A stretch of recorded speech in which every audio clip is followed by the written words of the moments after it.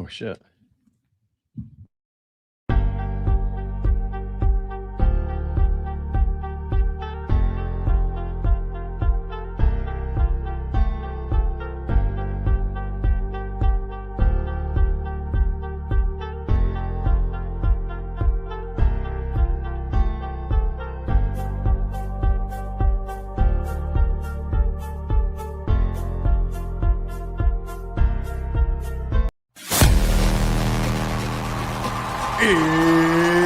It's time!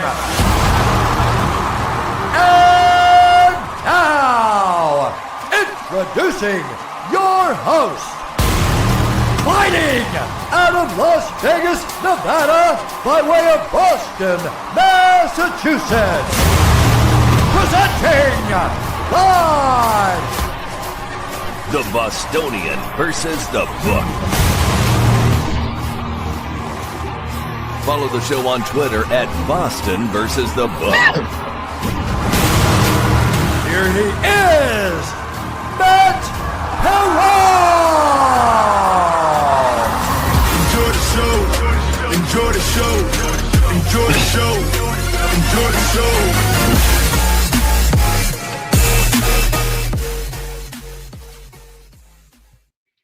What's up, Brigade? Happy March Madness, everybody. Welcome into a new episode of the Bostonian versus the Book. My name is Matt Perrault. We are being presented by BetCris Arizona, and the one and only Adam Bjorn will be joining us here momentarily. We will get into everything that they are seeing from a bracket perspective, a betting perspective, a line perspective, and what about all those first round unders that everybody has been talking about in the sports betting space. So we will do that. We've got a bunch of things to get to.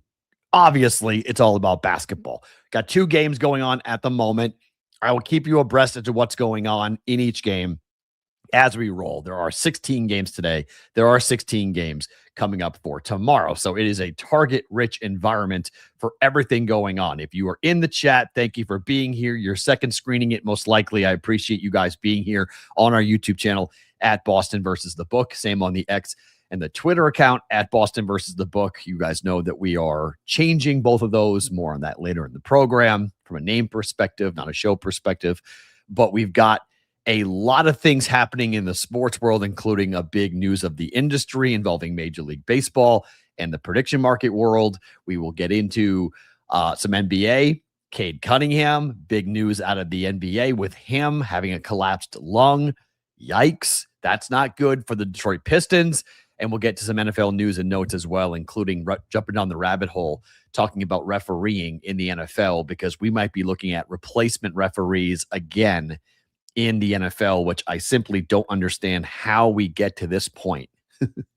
And we're talking about billions of dollars, and yet we still cannot get this refereeing thing down properly. It doesn't make any sense to me whatsoever. Okay, we begin talking about TCU and Ohio State. TCU has erupted, and I'm pretty sure I just missed the first half under in that game. It's 39-24, TCU all over Ohio State at the moment. I like TCU in this game. I have them on my bracket. I also think that they're going to give Duke a run coming up when they beat Ohio State. I thought they'd beat Ohio State, and then I think we could see a game. Duke's not going to lose to Siena, but I do think TCU is going to give Duke some fits. I think that's a team that won't just roll over, and I think that's a live dog in the second round in the NCAA tournament coming up this weekend if you're looking for your upset specials. But speaking of upsets, we will do that coming up here in the opening line in just 1 second. A reminder, we have the Survivor contest that you can still join right now. Even though the games have begun, it doesn't lock until the last game today tips off. All right. So if you haven't jumped in yet with us on this, you can do this. Okay. It's a $25 entry. We have about 70 entries already in this.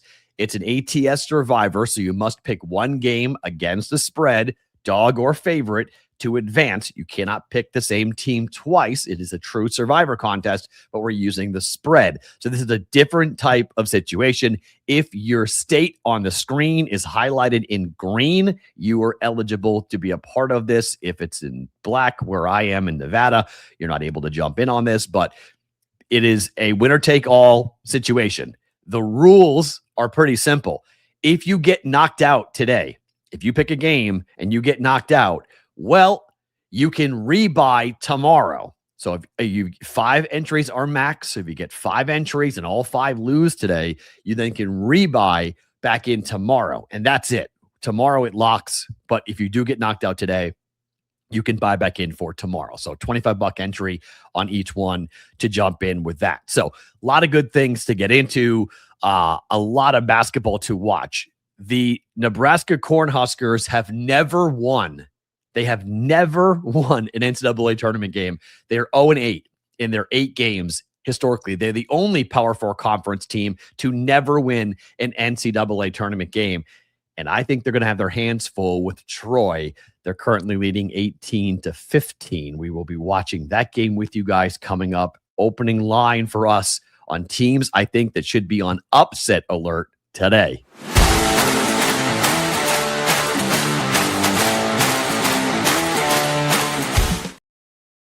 Opening line for us and that BTS Survivor. By the way, someone's asking how to get in on it. You just go to our Twitter account at Boston versus the book, and the link is right on the timeline to get into it. So I forgot to mention that. So if you want to get in on it, you have up until tonight to join. Right now, you can go and join if you want at Boston versus the book once the final game tips off. So if you guys are watching on the replay on Sports Grid, it's too late for you guys. But if you guys are watching live or later or listening later, you can jump in all the way until the final game tips off here tonight for the NCAA tournament. Let's get into where we are here today.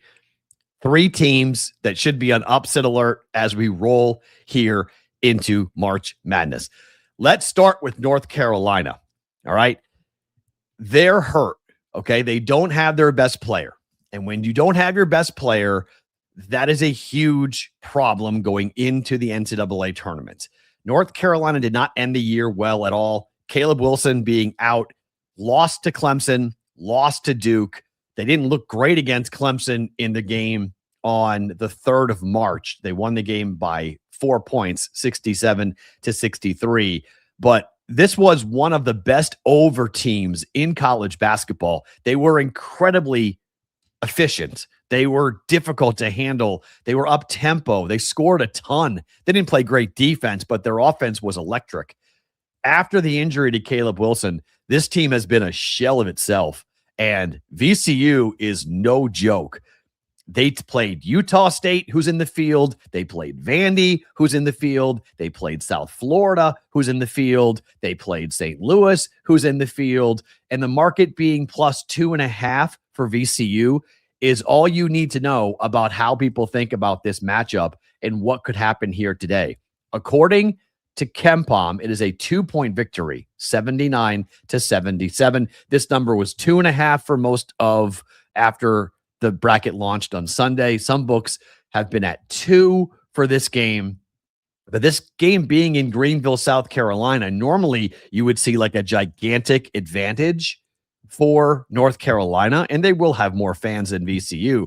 But this is not a far trip for Virginia Commonwealth. There'll be a lot of fans that will drive down to Greenville to be a part of this, to be around this game. I think this is going to be a fascinating matchup here tonight for North Carolina. And look, I think there's a lot of people who have been on this, but I think, oh, that's great. First half under landed 65.5, 1-0 on the tournament. Let's go. All right. I got 65, and I believe I got 65.5. I bet it last night. So I think whatever the better number was, landed 63. All right. That's great. So, and we're well on our way to the first half under for Troy in Nebraska. We have 9 minutes to play in the first half, and it's 18-15 for Nebraska against Troy. So we're well on our way. I think that total was like 50 something or other, 56, 55, somewhere in that range. But I think North Carolina is on upset alert. Okay. I think VCU's got a shot here. Phil Martelli Jr. is he's a guy who preaches toughness. His father at St. Joseph's had tremendous success. He learned from one of the best, obviously, in the A10 conference, and they're 27-7. Yes, they lost to Utah State, and yes, they lost to NC State, and yes, they lost to Vanderbilt, but they played those teams. And towards the end of the season, they lost one game between January 14th and today. They have lost one game, and that was an 88-75 loss on the road to St. Louis. So just look at there. Number 2, it's Nebraska. They're playing right now. They're up 21-15 early in this game. 8 to play in the first half here. But this Troy team took USC to 3 overtimes before losing by 1. And the Huskers have hit a couple of threes here, but this team is such a feast or famine offense. If they don't hit their threes, and it's a 6-point lead and they've hit a couple of threes here, but if Nebraska misses their threes, they can lose to anyone in college basketball, Troy included. Even with them being massive favorites over Troy, this comes down to 3-point shooting to me for the Huskers. And if they don't hit threes and they can go ice cold from behind the arc, they can lose this game. Nebraska is the 103rd best 3-point shooting team in the country, but they get 40.9% of their offense from behind the 3-point line. That is not good in the NCAA tournament because you don't shoot well in your first game most often in a foreign gym playing in the middle of the day without many fans around. It is difficult to find rhythm. It is difficult to find your stroke. And so here is Nebraska, already taking a lot of threes and not making them at the moment. And the lead is down to 5 or 6, 23-17 as an and one opportunity will come for Nebraska here in just 1 second. But Troy off to a pretty good start. I think if you ask Troy, hey, how would you feel about opening up the game here and you have a shot, 12.5, I like that bet. I almost made it. I mean, I took Troy on my bracket to win the game as one of the big upsets today, just because 1, I don't like Nebraska, but 2, because Nebraska has never won a game in their history in the NCAA tournament. And I think that that's a significant issue for Nebraska here. Their fans, if this game gets tight late, their fans are going to be holding their breath going, oh my gosh, I can't believe we're going to lose this to Troy. So again, I've watched enough Nebraska basketball this season where I'm gone, okay, in the tournament, I don't know. I mean, this team has lost to Illinois in Michigan. No shame in that. UCLA, though, losing to UCLA, I mean, they're in the field, but 72-52 on the road, got blown out by 20. They lost to Iowa. I think if the threes aren't falling, Nebraska is susceptible. And right now, they're okay from behind the arc. So let's see how this game progresses here. Troy is not a Power 5 team, Vinny. I don't care if Troy's never won a game either. Troy's not a Power 5 team. Troy is just happy to be there. And then finally, number 3, I like St. Mary's in Texas A&M for an upset. I don't know if you call a 10-7 game an upset, but I think the Aggies are a really fun basketball team. And I've liked A&M. I haven't bet much with A&M this year, but I've really enjoyed the way that they play. I think that Bucky McMillan plays a really fun up-tempo. They want to speed you up. Their average possession length is 14th in the country. They don't want to hang on to the ball very long. They're 29th in adjusted tempo.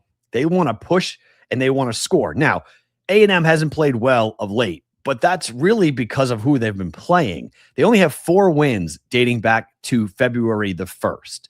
They lost 4 in a row to Alabama, Florida, Missouri, and Vanderbilt. All 4 of those teams are in the tournament, and all 4 of those teams could go deep in the tournament. They lost to Arkansas and Texas, which I do not like. Losing to Arkansas, fine. Losing to Texas, I hate. And then they got crushed by Oklahoma, 83-63.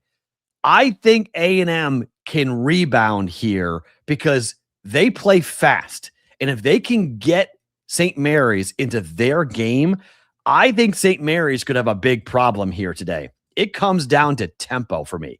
The Aggies are 29th in adjusted tempo. SMU is 298th in adjusted tempo. The number has come down. I got 3.5 last night. This number now is 2.5. I think there is some real possibilities here for a plus 3.5 or an outright win. I think A&M is live against a very good and well-coached team. Look at and that's St. Mary's. SMU is St. Mary's, so it should be SMC. Sorry, not SMU. But 298 for St. Mary's.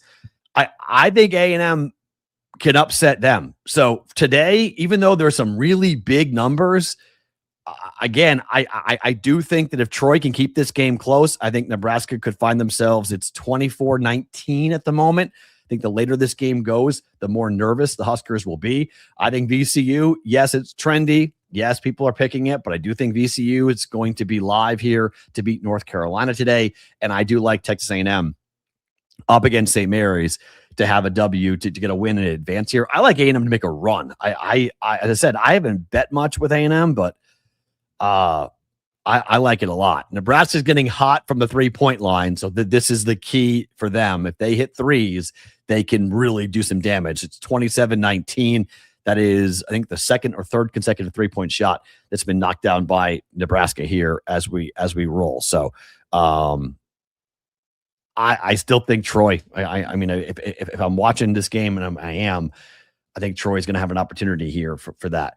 Utah State and Aggie parlay. I think Utah State's getting beat ish. Sorry. I'm not backing a Mountain West Conference team in the tournament. Sorry. Can't be done. Just cannot be done in my mind.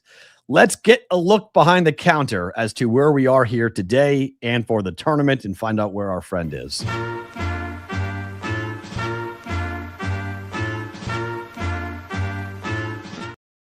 Where in the world is our guy Adam Bjorn joining us here on the Bostonian versus the Book? How are you, my friend? What's going on?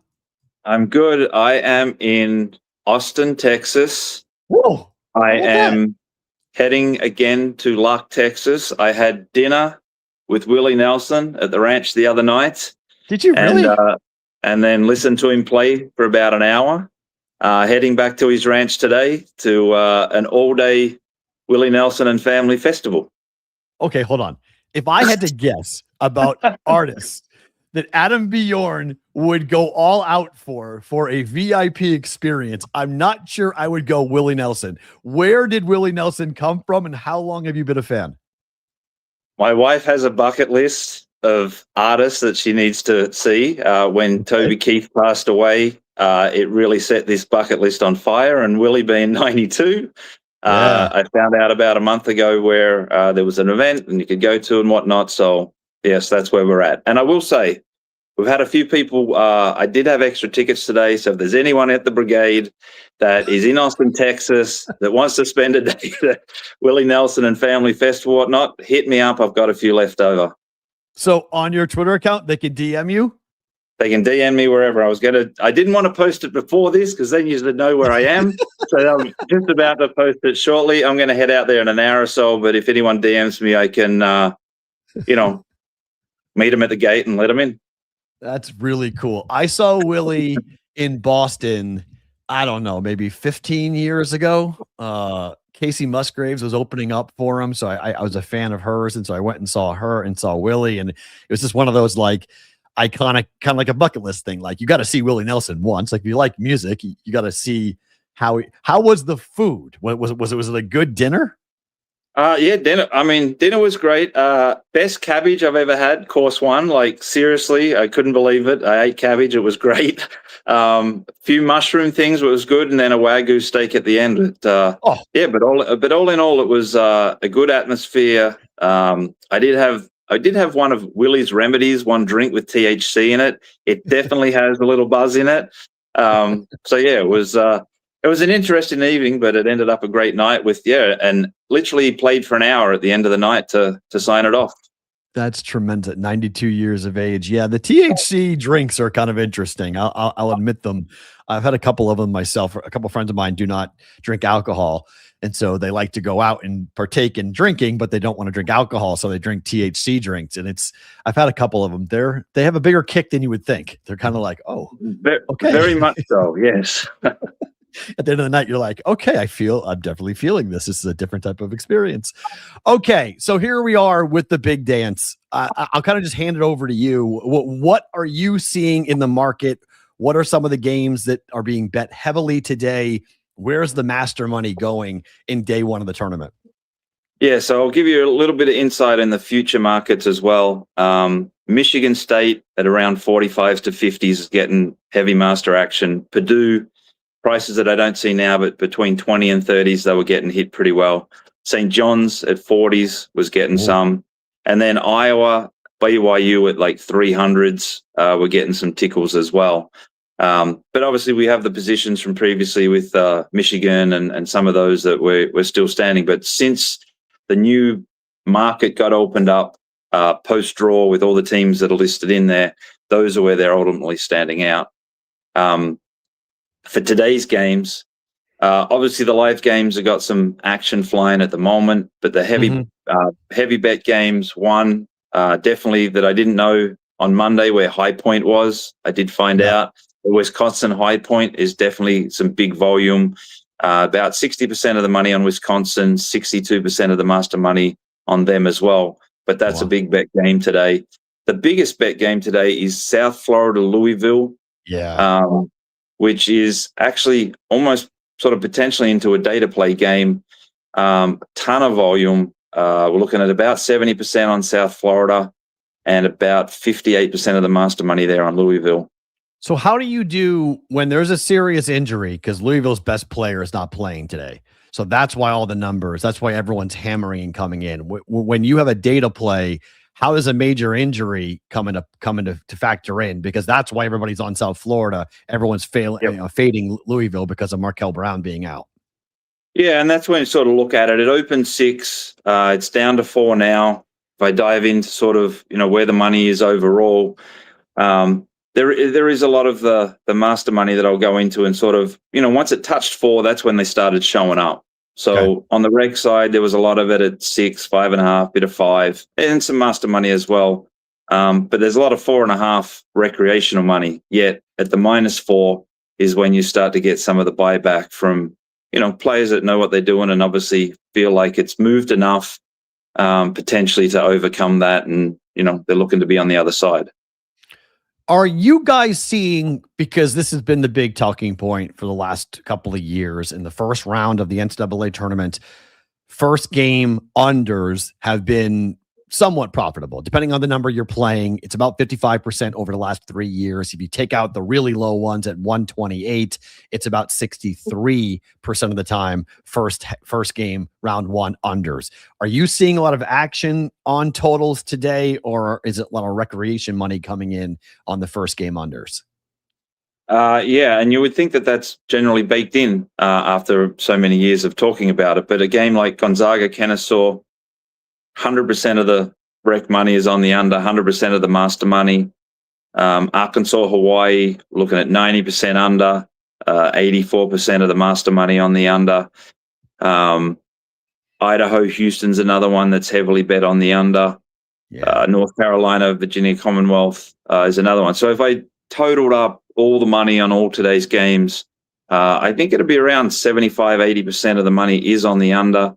And on the master chart, somewhat the same way, but you've got like TCU, Ohio State, which is live, fairly well balanced both ways. And then Troy, Nebraska as well, where it started slightly under pregame, but a lot of the live money has been on the over from the Masters.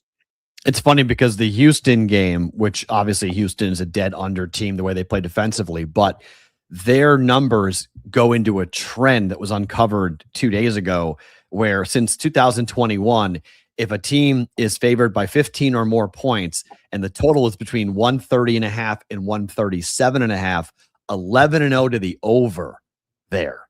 So Duke Siena factors into that trend, and Houston as well factors into that trend. So I've been telling everybody, like, you got to be careful with this like Houston automatic under situation, because there are some, this is a very low total we're talking about with these teams, and in the low 130s from a total perspective. So what about Duke and Siena? Anybody taking the over in that game? Yeah, so that one's looking at about 68% of the over, 80% of the master money's on the over. Currently sitting at around 137. Bunch of this. So there's some at 135, 135 and a half on the over there, and 136 and a half they took as well. Interesting. Are you guys, I know we talked about Michigan before, so I know Michigan's a bad result, but for the other number one seeds, do you have any big red numbers for either Arizona, Duke, for Florida, or is it all just Michigan is a bad result? Generally, it was Michigan. Florida is sort of a break square. Duke looks like they'd sort of kept them fairly low all the way through, and Arizona as well. There was a bit of action at one point, but it's looks like they've been kept fairly safe. I was actually looking at Arizona, but potentially to do something where, sign up today or something, and I'll give 6-1 or something like that. So a few things in the work. I might wait till they get through this weekend. Hopefully they get through this weekend and do something. But we have plenty of liquidity and room to move on Arizona. And again, being based there, I think there's some fun we could have it as we're going through this tournament. Oh, nice. Okay, so we'll watch for that for you folks who are in Arizona to have a chance to jump in on that. For tomorrow, anything that's significant that's jumping off the screen to you for the games that will take place? I know it's 16 today, 16 tomorrow, so it's a bit of a fire hose, but anything tomorrow that really stands out? Purdue, Queens NC, all one-way action, master and rec. So I know it was a few years ago, Purdue got taken down early on, and there was some big bets on that one. So, anyone laying the sort of 8,000, 9,000, it'd be nice to see them get rolled on that one. Northern Iowa, St. John's is getting a lot of action. Northern Iowa is heavy on that side, especially from the Masters as well. About 70% of the money in Northern Iowa. Any money line on Northern Iowa? Or is it all just taking the points? Because 10.5, I believe. 10. Yeah, it's actually it's not as unbalanced as it would be for a money line like that. So we're only looking at about 64% of the money is on the favorite there, and about 66% of the master money. So there is some action coming in on the money line there for Northern Iowa. It makes perfect sense because one, Ben Jacobson is a tremendous coach for Northern Iowa, and I was there when Northern Iowa beat Kansas in Oklahoma City all those years ago with Ali Farouk-Manesh's shot. But watching that total and how low it's getting, you're talking about a double-digit spread with one of the lowest totals on the board. If Northern Iowa is going to cover that 10, they're going to be in the game with a chance to win it. So it's not a horrible idea to go ahead and throw a money line play down. And it's St. John's, it's Rick Pitino. I know you don't think they're going to lose to a Valley school, but I get that logic in terms of low total, a double-digit spread, and bet the dog. Does that make sense to you?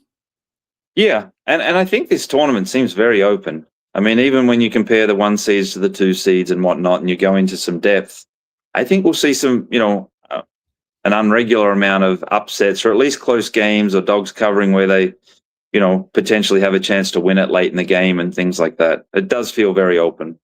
34-21, Nebraska, the first half under is in trouble, I believe. I forget what number I laid in that first half under, but we did hit the first half under for TCU and Ohio State. That now is 41-28. So TCU looking, stretching that lead out a bit here in the second half. They've looked like the much better team here so far.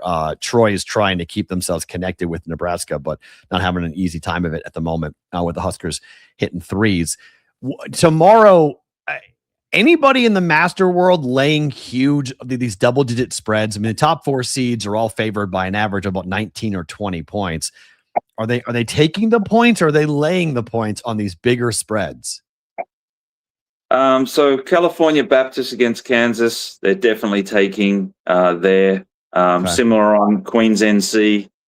I'm looking at the totals. Northern Iowa won. Arizona, they're laying it. I mean, it's 100% of the money laying the Arizona there. Makes sense. Florida over Prairie again, 100% of the master money laying it there.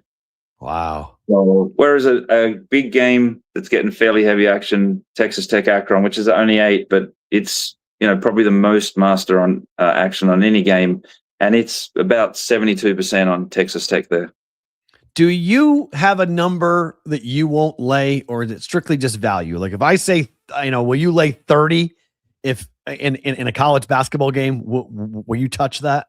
No, I can't. I can't. I mean, I'm very much an unders and a dogs guy because I'm winning when that game starts, and then the goal is to try and be winning at the end of the game as well. But go back a few weeks when we're talking about that Duke NC game, and I was talking double digits, and someone said, 7.5, 8. I would have laid that thinking again. I thought it would be a double digits number. So unless I'm sort of really diving into stuff, but college basketball, college football, laying 3 touchdowns or 20 points and 30 points, I have to have a real conviction. And again, at 11-10 both sides, I don't want to be needing 55% of those ones to hit home and whatnot. So I usually stay away from it. I'll either, if I really like a favorite, I'll wait. And if the game is, staying close or that number's coming down early on, and sometimes it just takes, the dog going up 4-0 and suddenly the market just overreacts and then you can get on in that spot. But yeah, before a ball is tipped or tossed or anything of that nature, I find it hard falling into those kind of numbers.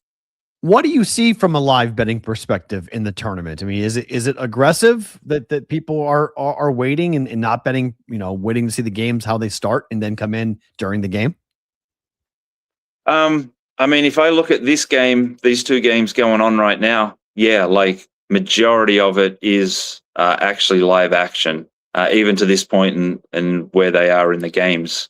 But I don't know if it's on purpose or whether it's a lot of the parlay action. Again, a lot of people are doing their multis and all those things pre-game. And then, the masters and whatnot are waiting for the live. I know it hasn't so much I haven't seen it happen in this, but there is a lot of theories now that there's a lot of manipulation pre-game on different sports in really getting these numbers off. It's probably harder to do it this time of year than maybe early on.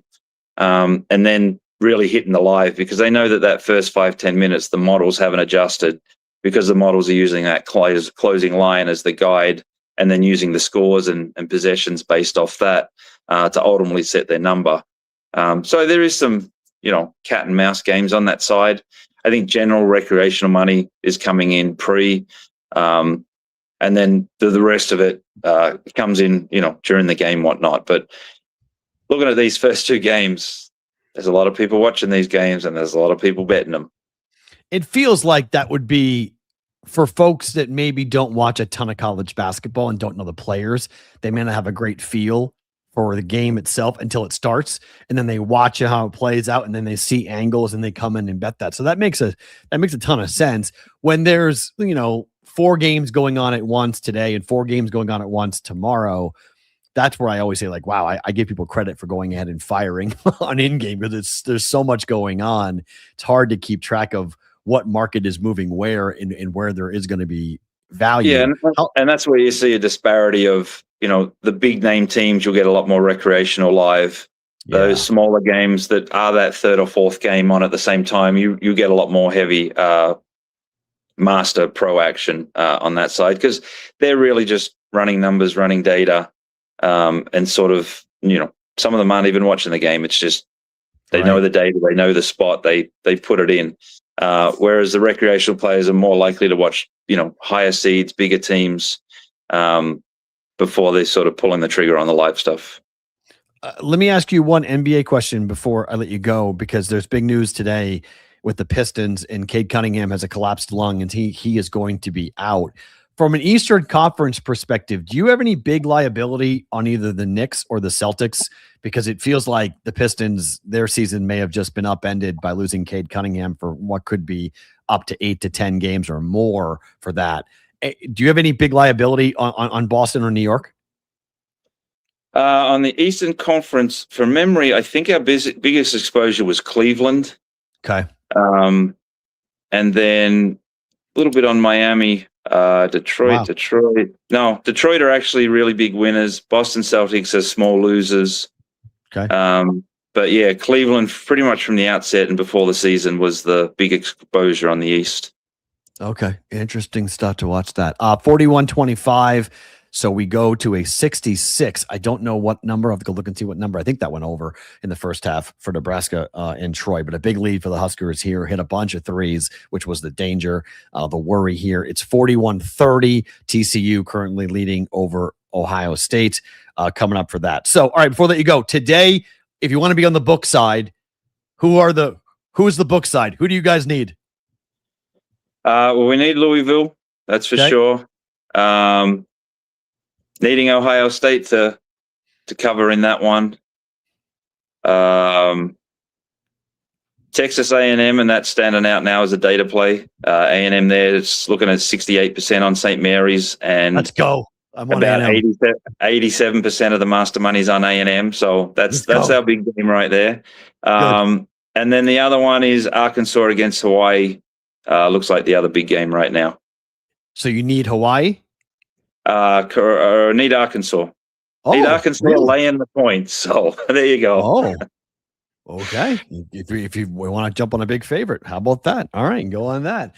Hey, listen, have a blast at Willie Nelson tonight. That's going to be super fun. Austin's one of the best food cities in America, so have a blast with that. What a cool experience. And if you guys are in Austin and you want to tag along with Adam at Adam Bjorn on X, go ahead and send him a DM. Thanks for jumping on, my friend. We'll talk next week, all right? Cheers. Thanks, Matt. Adam Bjorn in Austin, Texas, joining us here on the Bostonian versus the Book. Great to get him on the program. Always fun talking with him. How about Willie Nelson? You had told me, I love that segment. I can't tell you how much I love that segment because every time we talk to Adam, it's amazing. We get a story that is incredible. The guy's life is amazing. Now I need to pull up what number I laid. Hold on. I got to figure out which the first half bet for, because that's going to drive me nuts. I'm not going to be able to focus until I figure out if am I 1-1 or am I 2-0 on my first half? What? Hold on. Let me sign it. Come on, sign it. There we go. What happened? What did we do? What did we get? 64.5. What did it fell 64? Is that true? Ish? Is that true? It fell 64. I took under 64.5. So I cashed out on the hook. How about that? Okay, so then I took first half under. Look at that. 2-0 on the day. I'm off to a good start. First half unders, 2-0 so far here. And then the last under that I've got, I'm on the first half under for Louisville. It's 76 for South Florida in Louisville. 76 to jump in on that. If you want to trail that first half under, I bet 3 of them. I bet 3 first half unders. So that's tremendous. I had 64.5. Look at that. Me and you, lights out. We went 2-0 on the first half under. Let's go. So Huskers come through for me on that. Same thing with the Ohio State. By the way, do you see the numbers? Oh, it fell 66. You guys lied to me. Oh, you lied to me. So I missed it. Ish, do math, dude. Come on. 1-1 then. So I missed that bet. It hadn't graded yet in my app. So I was going off of that. And then going off of what you guys said that it fell 60 when I was talking to Adam. It fell 64. So my gosh. Come on, bros. What's up with that? I was all excited. That stinks. Oh well. So 1-1. Nebraska goes over 66. Man, it was a 3 that got hit late that put that thing to go over, huh? That's too bad. All right. Well, 1-1 to start on that on the day for first half unders. Let's see if we can get Louisville and go 2-1 and make that profitable. Let's talk about what happened last night.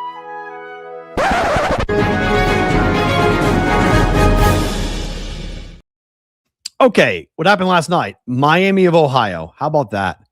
They get the win in Dayton. It was a home game. We talked about how SMU was awful on the road. That was a home game for Miami. They were awesome. 7-point dogs. They win the game outright. Easily win the game outright.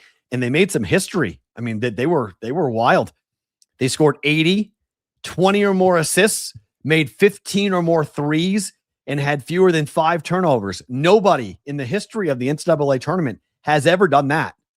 And the reward for Miami of Ohio is Tennessee and an 11-point number.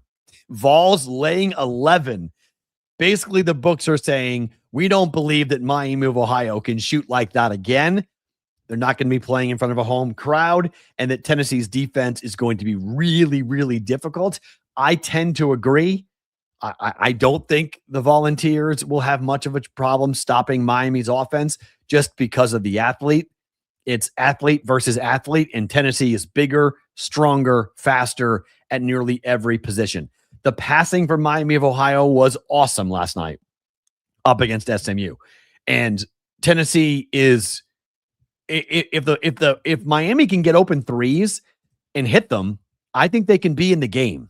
I don't think they can win the game, however, but I do think they got a shot to be in the game and cover an 11-point line up against Tennessee.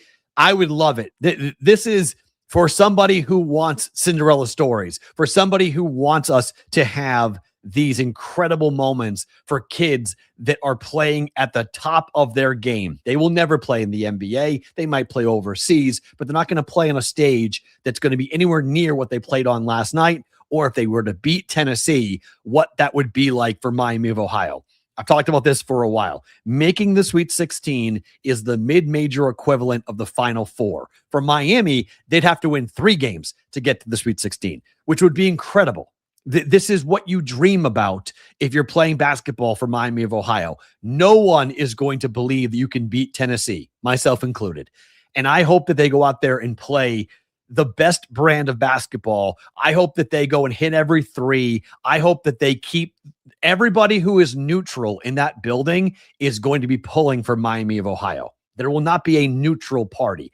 Either be a RedHawk fan or a RedHawk leaning fan, and then Volunteer fans. Nobody's going in there neutral unless they've bet on Tennessee to cheer for the Vols. So that's going to be a difficult environment. The building can sway. I've seen it numerous times where you get, whether it be Dunk City with Florida Gulf Coast, or whether it be another team that just captivates America's attention. Let's go Miami. I mean, absolutely. Let's go Miami. I think it would be awesome to see them make a run. I'm wearing the red for them today. I would love to see Miami make a long run in the tournament, knock out Tennessee, just knock out multiple people. That would be awesome to see that happen. But 11-point number. They were 7-point dogs last night. Now they're 11-point dogs coming up tomorrow, taking on Tennessee and all that travel. Although it's not that bad because it's only an hour-long drive for them to go from their campus to Dayton. So that's not that big of a deal. But getting on a plane last night after the game, flying to go play Tennessee tomorrow, that's not easy. We mentioned it with Adam Bjorn. Cade Cunningham has a collapsed lung, and he is out for at least 2 weeks. This is a little bit different than when we saw an injury like that to TJ Watt of the Pittsburgh Steelers, because football is a start and stop sport. Now, yes, you're going to huff and puff when you make a long run or a long play, but you aren't running back and forth the same way cardiovascularly that NBA basketball players are. This, unfortunately, is a topic that I know more about than I want to because of what happened to my daughter. And at 6 months old, my daughter's lung collapsed. And my daughter, it's why whenever I have a chance to raise money for the Ronald McDonald House, she was in the ICU for 16 days. She was on a ventilator for 6 days, and it was horrible. I mean, her collapsed lung was due to a virus. So I wonder, is this, because there's not a lot of information as to what exactly is going on with Cade Cunningham and how this happened. TJ Watt had an injection that collapsed his lung. It was a trainer that did it. I don't know if that's going to be the story here for Cade Cunningham, but we do know the story is going to keep him off the court for at least 2 weeks, if not more. Boston already is right on the heels for the number 1 seed in the East for Detroit. And Boston is looking like last night, they looked awesome. I mean, the Celtics they keep on hitting different levels and different gears, and Tatum and Brown, they're alternating whose night is it to go and dominate. They're playing extremely well together defensively. The role players for Boston really doing a good job of fitting into where Joe Mazzulla wants them to. I mean, look at Cleveland, the Knicks, the Pistons. I don't see anybody beating Boston in the Eastern Conference playoffs. When they get to the Thunder, whole different story. Okay.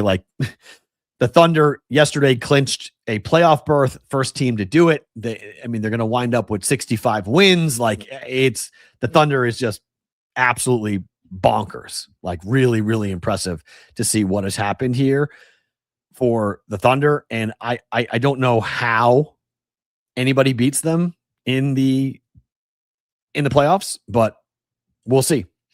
You guys tell me about an Ohio State run. I'll give you an update on that game here in just 1 second. Football wise, I don't believe this is true, but I'm going to put it up just because I like taunting people. According to some guy named Ricky Scoops, who according to my Philly people is an absolute nobody and has deleted his account on X since reporting this, that the Eagles and the Patriots have an agreement in place to trade A.J. Brown after June 1st, which would lessen the impact on dead money for Philadelphia. This could wind up being true. I just don't necessarily think that that's true. I just don't necessarily think that that's a real rumor that's out there. But if it is, that would be awesome for that. Oh, it leads down to 6. Okay. Thank you very much, Adam. Appreciate that update. That would be awesome. I mean, I would be all in on it. Like, let's go. I think that would be fun if that's what we wind up seeing. I don't think that's what we wind up seeing. Personally, I don't think that's going to happen, but it would be cool if that's what happened, but I don't think that's what's going to happen for A.J. Brown getting traded. I think that's an interesting little look there, but according to Philly people, that guy does not know anything. He just, but he is reporting, and then he also is deleting, unfortunately, his account. Let's jump down the rabbit hole and talk about NFL referees while we have a quick moment between these games, because it's right now the run for Ohio State cut the lead down to 6.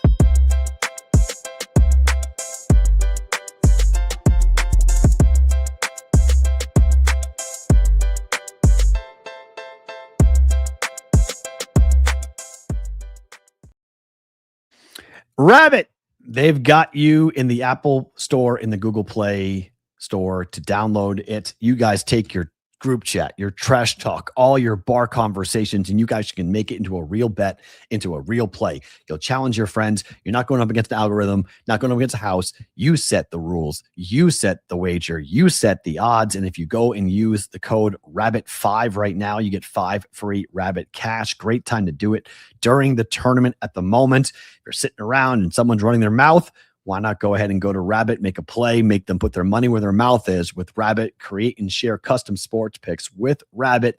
Download the app in the Google Play or Apple Store today. Okay, I don't know how this happens, but every couple of years, it feels like we're having these conversations about the NFL and replacement referees. And we have seen it before where replacement referees have come in and had unfortunate, awful calls that have impacted important football games. I'm going to use this chance to talk about, again, a billion-dollar industry that is laying the groundwork for hiring replacement officials if the league is unable to get a collective bargaining agreement done with the NFL Referees Association. Like, that is the most insane thing to think about for a league that wants to play every single moment. They want NFL football. They want NFL football on Fridays and on Saturdays. They want NFL football to be on the day before Thanksgiving. They want it on Thanksgiving. They want it the day after Thanksgiving. They want it on Christmas Eve. They want it on Christmas Day. They want it on New Year's Eve, and they want it on New Year's Day.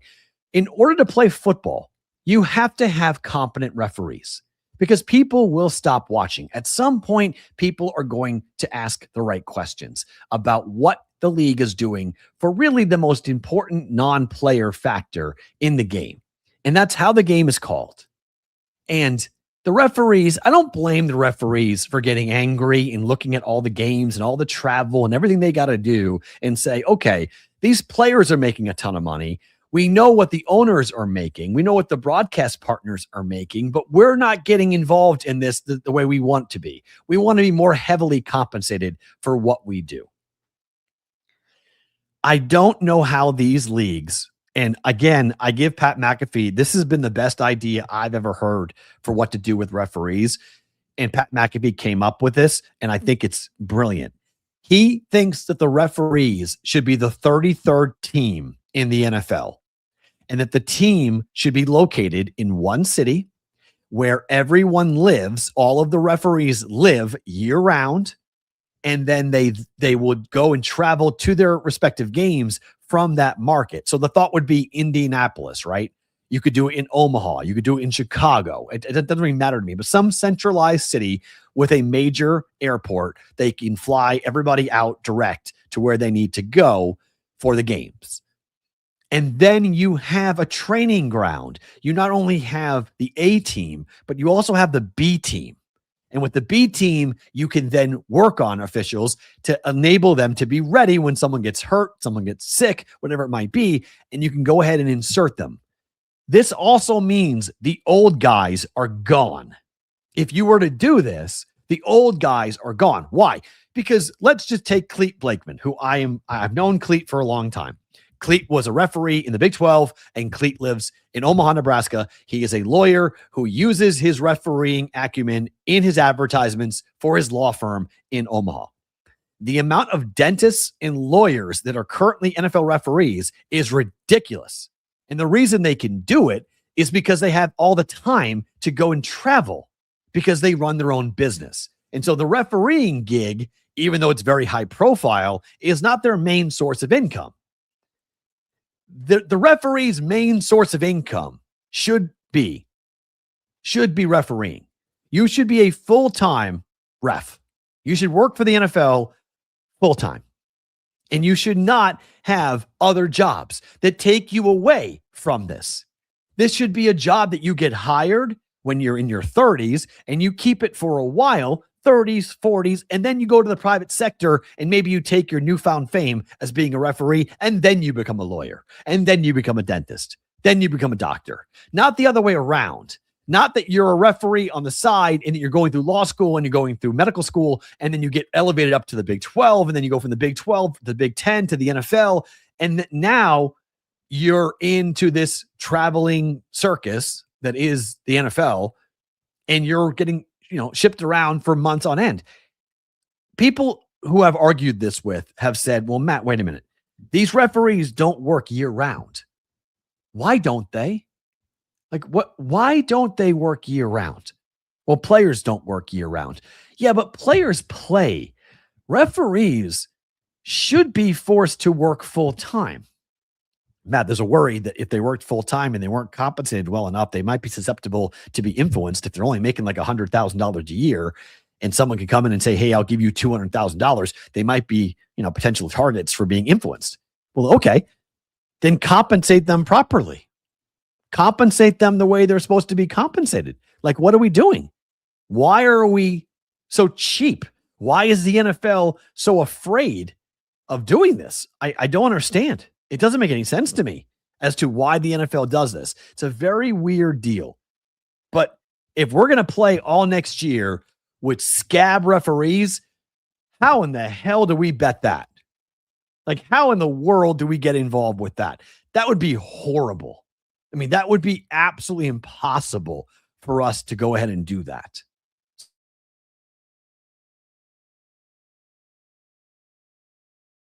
For the NFL coming up here in this in the very near future on this. If we have scab referees, oh boy, that is not good at all. 3-point shot for Ohio State, timeout TCU. That leads down to 2. Oh boy, 49-47. TCU in trouble. They were up by double digits at one point in that game, and the Buckeyes have come storming back. All of the momentum right now going with Ohio State. TCU with the timeout trying to stop this run, but Ohio State in the second half has been pouring it on, and they look like the more physical of basketball teams at the moment. TCU is a bit shell-shocked here. About 8 minutes to play, so you got 8:40 to go in the second half, 49-47. Somebody tell me the live total in that game. What's the live total for that? Because I'll be curious. We got 8 to play. We're getting close to 100. We probably expect somewhere in the neighborhood of like 30 more points in this game. This could be this could be an under to start. This might be an under. And if it goes under, it's really because the first half went under. because we've seen quite a bit of 3-point shots. Live is 131.5. Thank you. What was the closing number, Ish? What did the number close at? 137? Yeah, so 131.5 is the live number for the Buckeyes and TCU, which I don't believe that was the closing number. That's at least a couple possessions lower than what the number closed at for the first game of the tournament. So tell me, put that in the chat if you guys can, to let me know what that number is, because I think it could be, we might be going 1-0 to the unders at the moment. It was 146.5. Oh my. Okay. So, yep, there you go. First game under. So, okay. So the first game, barring overtime, that first game should go under. So unders will go 1-0 to start. Let's talk news of the industry. There was a big announcement that came down this morning.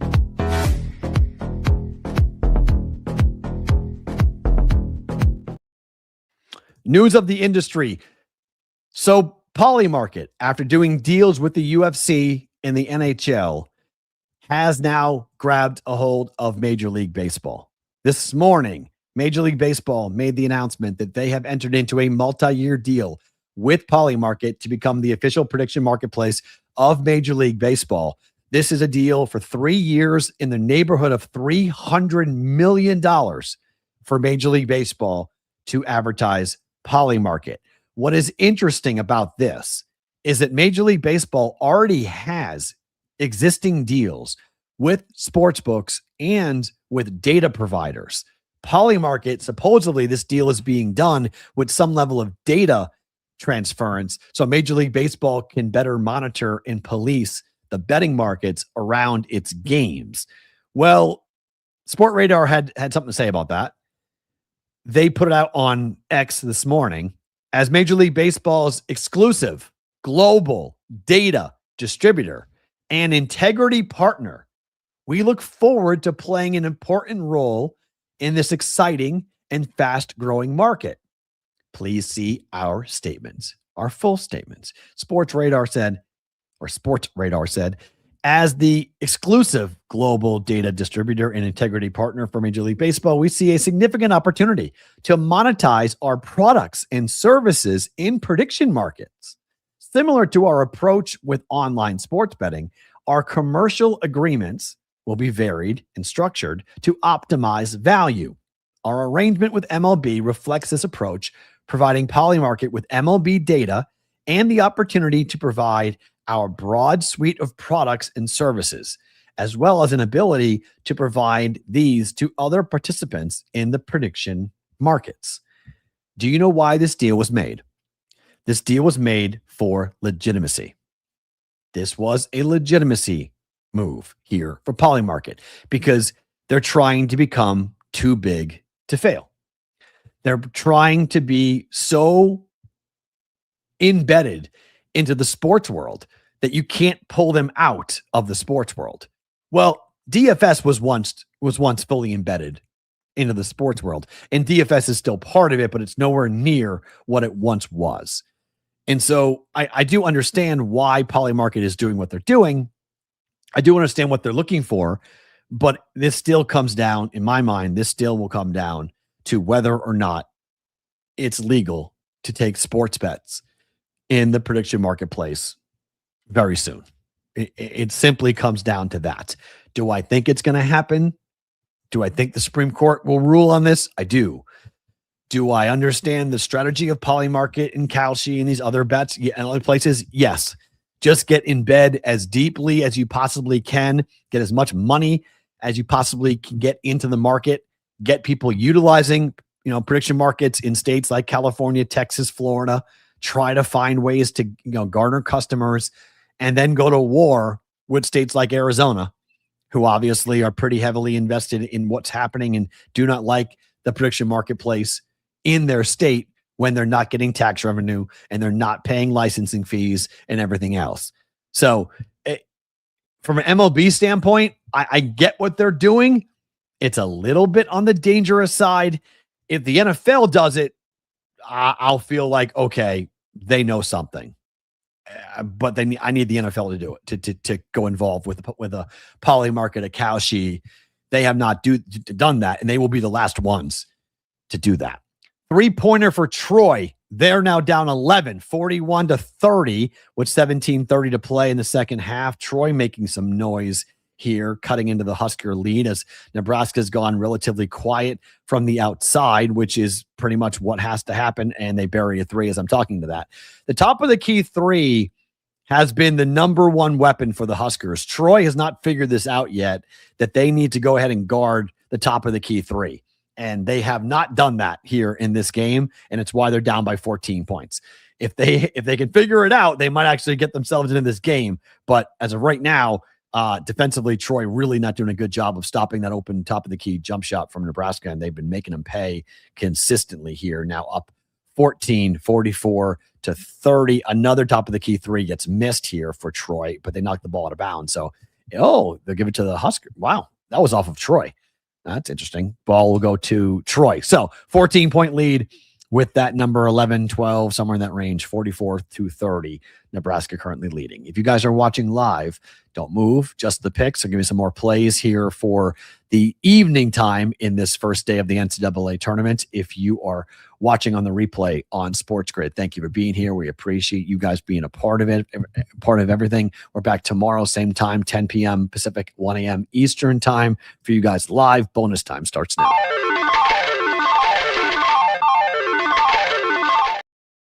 Ish, you took Troy for Survivor? Oh my. How about that? Okay.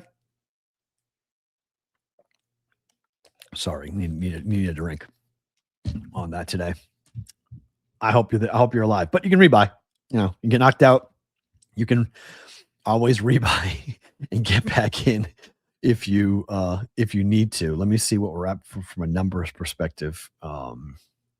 For our Survivor contest. Let's see. We are at 68. Okay. So there's 68 now. And I know people don't realize you can still sign up right now. Well, because the games start, you think, okay, the contest is locked. But 24-11 St. Louis to Louisville. How about that? I mean, that was the worry, right? All the money. I mean, as Adam talked about, it could have been a data play to take Louisville.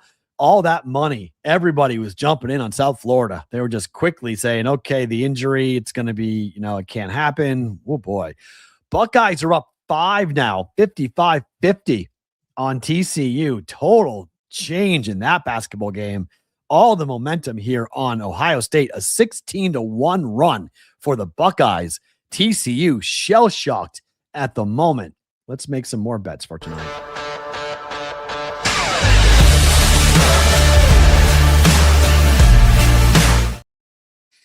So as I talked about, Troy and Nebraska, that number closed at 13.5 here. They're within that margin. I like VCU here at +2.5 up against North Carolina. I'm on them. I got 3.5 for Texas A&M. You heard what Adam talked about with the Masters money coming in. It's 80% on Texas A&M. So a lot of pros are on the Aggies. So I'm on the Aggies. I'm on VCU. And that's a big bucket for the Horned Frogs there, 55-52. But I like VCU +2.5. I like A&M +3, but I got 3.5. But 3.5 for the game coming up here for today. Equally, I like BYU laying 2.5 against Texas. They have the best player maybe in the entire country.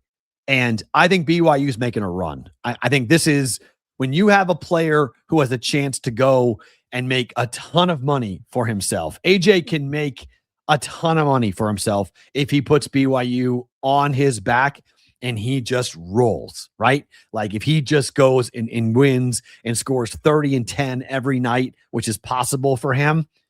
This is why BYU is paying this kid $7 million. He's from Boston. I'm in on BYU. Okay. If you're talking about a team I'm pulling for and I'm watching and I'm in on, and like, I want to see go deep in the tournament, let's go BYU. So I'm in on them today to beat Texas. I'm not very high on Texas at -2.5. And I'm bucking the trend big time today. I'm on the over for Duke and Siena. I'm on over 135.5. That number is now 136.5 for Duke and Siena. It falls into that Bet Labs trend we talked about yesterday about a total between 130.5 and 137.5 in a 15 or higher spread, that the over is 11-0 in the tournament since 2021. So, heck of a take and a dunk for Ohio State. TCU is shell-shocked. They don't know what to do right now against the Buckeyes. This is a fired-up team that leads to 4, an and 1 dunk free throw coming to push this lead to 5 with 5:36 to play. I really thought TCU was going to be able to beat Ohio State, and I thought they would be able to give Duke a game just with Jamie Dixon's coaching ability. But at the moment, no. At the moment, it is all free throw missed, but it's still all Buckeyes here as a complete melt for TCU in the second half. So if you've taken TCU, I feel for you. You got to be pretty bummed out about what's going on at the moment. 44-32. The number closed at 13.5 for Troy against Nebraska. So Troy hanging around here. Huskers trying to win their first ever NCAA tournament game. Big bucket for the Horned Frogs there. 5 to play.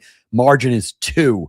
Ohio State 57, TCU 55 at the moment. So we'll see how it all goes. Took BYU in different survivor. Like it. I like it. Ian lights out. I like that a lot. Huskers with another 3. So this was the worry. Okay. If Troy was not going to guard the 3, or if they couldn't guard the 3, they could get shot right out of the gym by Nebraska. And the Huskers are getting open 3s and they're knocking them down. And Troy it's basically 2 for 3 here in terms of where we're seeing Troy's hitting 2s, Nebraska's hitting 3s, and thus the lead is 15 and climbing for the Huskers. Let's talk favorite thing about today.